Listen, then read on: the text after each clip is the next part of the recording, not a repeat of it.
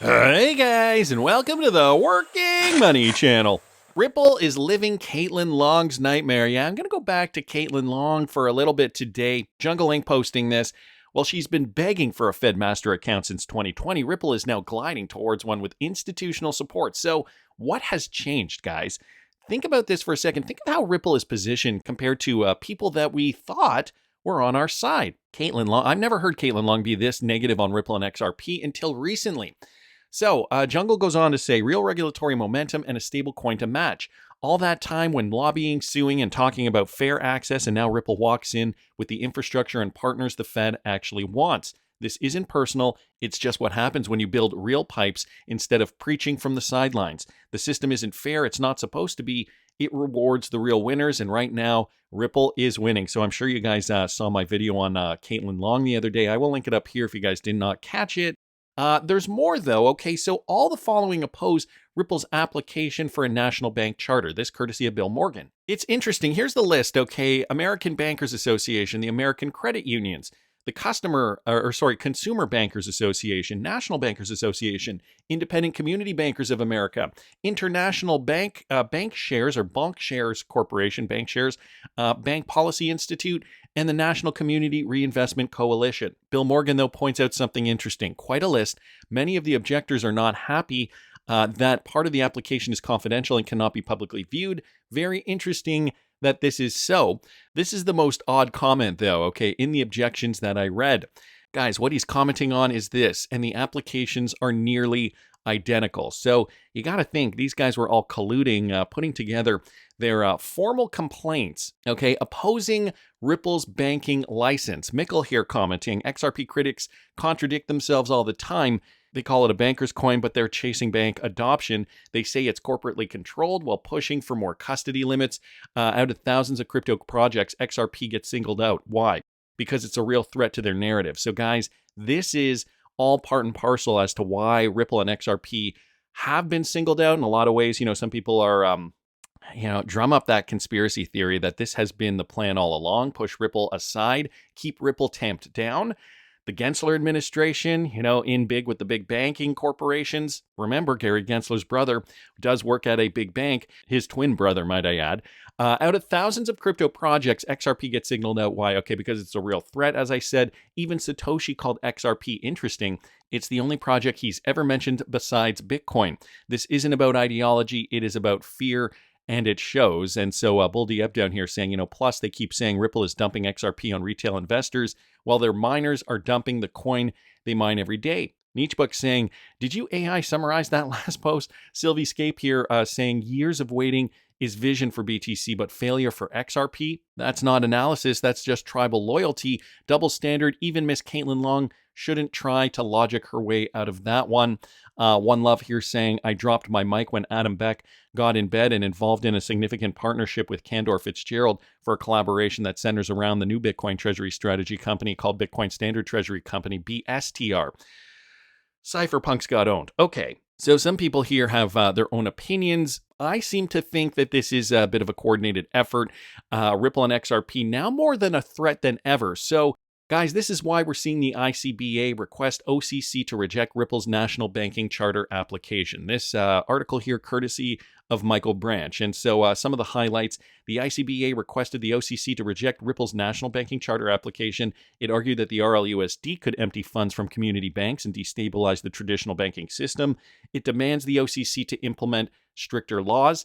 We've even got James Rule commenting on this after reading 7 ridiculous pages of this submission to the US OCC from ICBA. I have come to the conclusion that these financial institutions are scared to death. And I'd have to say I tend to agree. 3 of those pages are documenting past run-ins with the SEC and FinCEN, which are trying to make Ripple look like a bad company. Now, again, these were the old days, 2015, when FinCEN had to finally swoop in and say, no, XRP is, what do they call it? They called it a commodity. I think at that time they even classified it as a commodity. Ripple has been transparent with the U.S. government since its inception. There is documentation to prove it. Mickey.Marshall at ICBA.org needs to research ETHgate and learn how the SEC and previous members threw Ripple and XRP under the bus. The bank should be bowing down to the technology and accept it because they are going to be left behind. James makes some good points here. So I've got this this file up here, guys, the PDF from the ICBA, basically stating this is the Independent Community Bankers of America. Okay, they oppose Ripple Labs' application for a national trust bank charter for its proposed subsidiary, Ripple National Trust Bank. Ripple Labs provides blockchain-based payments and custody services to enterprise customers, enabling them to integrate blockchain technology and digital assets into their business. Ripple Labs proposes using RNTB to conduct activities that complement Ripple's stablecoin and other payment businesses, including management of stablecoin reserves and related fiduciary services. So Ripple Labs' stated goals of using stablecoins to build the next evolution of global financial services and to redefine the way money moves in this digital economy are outside of the scope of the powers Congress envisioned when it created the National Trust Banking Charter. So they're saying here that, because the technology is moving fast, this is not what we should be using this. This is not how we should be using these licenses. We should not be giving it to companies like Ripple. As a national trust bank, the RNTB would be legally prohibited from taking deposits. However, by managing Ripple Labs' stablecoin reserves, Ripple Labs is the issuer of a stablecoin called the RLUSD, or the Ripple Labs US dollar, and facilitating the issuance of the RLUSD, RNTB would enable Ripple Labs to offer a product that functions similarly to a demand deposit. So you can start to see how this would threaten banks. This has the potential to drain deposits out of the banking system. For example, a recent Treasury Department report suggests that as much as $6.6 trillion might flow from deposit accounts into stablecoins if yield is offered. Although stablecoin issuers are explicitly prohibited from offering yield, ICBA remains concerned that issuers may impermissibly exploit loopholes by offering rewards or other monetary inducements, creating the same effect. If the Treasury's estimate is correct, this outflow of deposit would have a destabilizing effect on the banking system, running contrary to the OCC's mandate of assuring the safety and soundness of the institution subject to its jurisdiction. So this is what they're arguing here. I'm not going to read the full thing, but I'm going to just go down to the Ripple Labs section here. Ripple Labs has demonstrated a pattern of inadequate compliance with federal laws. So this is where they're trying to explain that Ripple is a bad company. According to Ripple's website, its global infrastructure serves as a variety of serves as a variety of use cases and enables on-demand cross-border payments around the world, which heightens the risk of RLUSD being used for international money laundering. Interesting.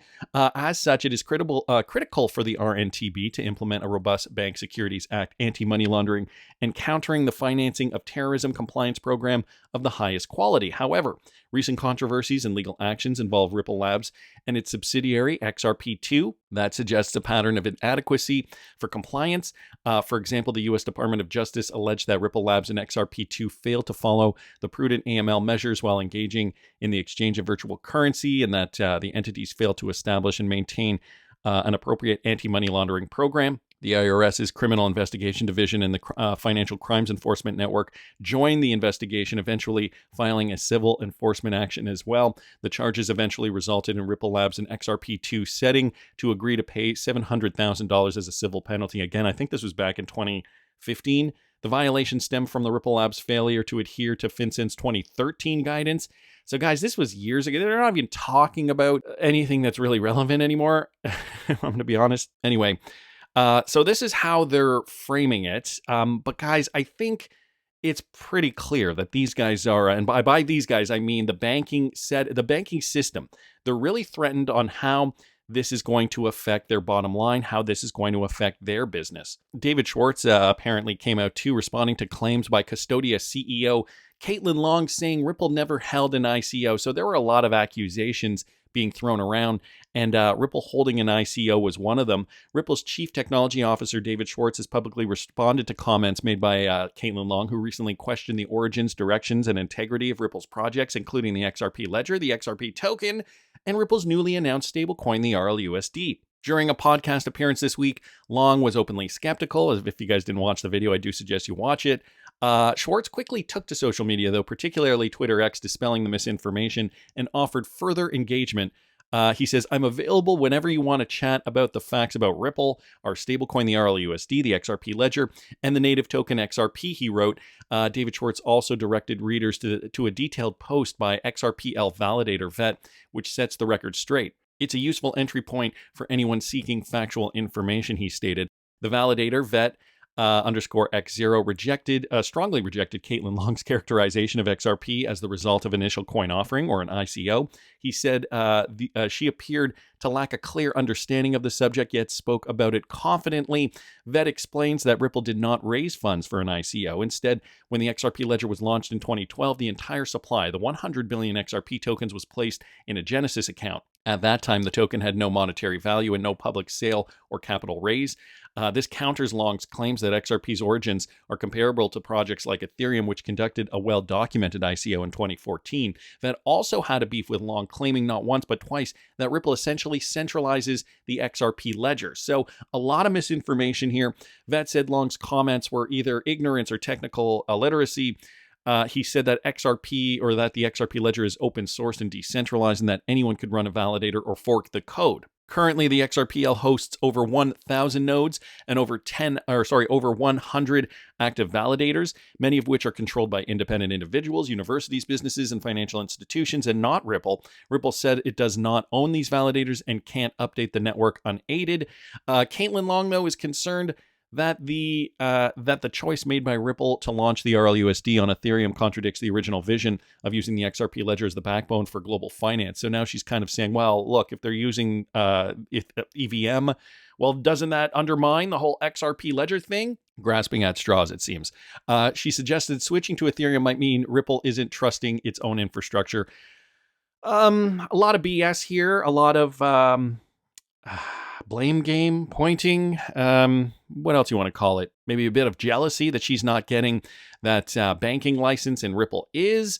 Too bad, so sad. Too bad, so sad. Here's the problem, okay? Coming from Riz here, this is a clip of Crypto America, okay? Eleanor Turret's show, interviewing Caitlyn Long from, I don't know when this is from, but I think this might paint a clearer picture. Listen to this. Is it frustrating to see all these other companies potentially leapfrogging the process, and you've been in this sort of limbo, as it were, for 5 years? I mean, candidly, it's funny to look at it all now because they're all trying to copy the business model that we had the whole time, right? If there were justice, then, and if there were rule of law, then we wouldn't be in this situation. So yeah, I mean, she's probably a little frustrated that they have been applying for a license, but you know what, guys? Ripple has been poised to succeed in this space. I mean, again, if you're going to follow the theory or conspiracy theories that Ripple has always been the chosen one and that this was just a show, well, all signs are pointing to now that Ripple has clarity, Ripple is leapfrogging the pack, and maybe they needed that regulatory clarity to get to the place they're at. Maybe they needed to be singled out first before they could get to where they are today.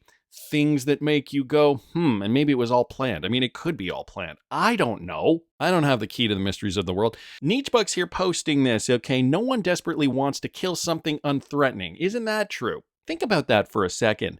Everybody, all the maxis, all the naysayers, all the haters, all these people want to come after Ripple and XRP. Why Ripple and XRP? Why not XLM? Why not Solana? I mean, some of them go after Solana, but not nearly in the capacity that they're going after Ripple and XRP.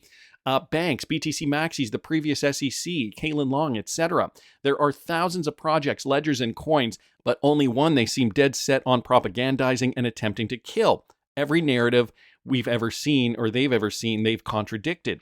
And the reason is not ideological. For it to be ideological, these people would have to have ideological integrity, but they don't. They scream bankers coin, then all ran to the banks. Exactly. This is the funny thing, right? They scream corporate control, and then Saylor comes out himself with self-custody.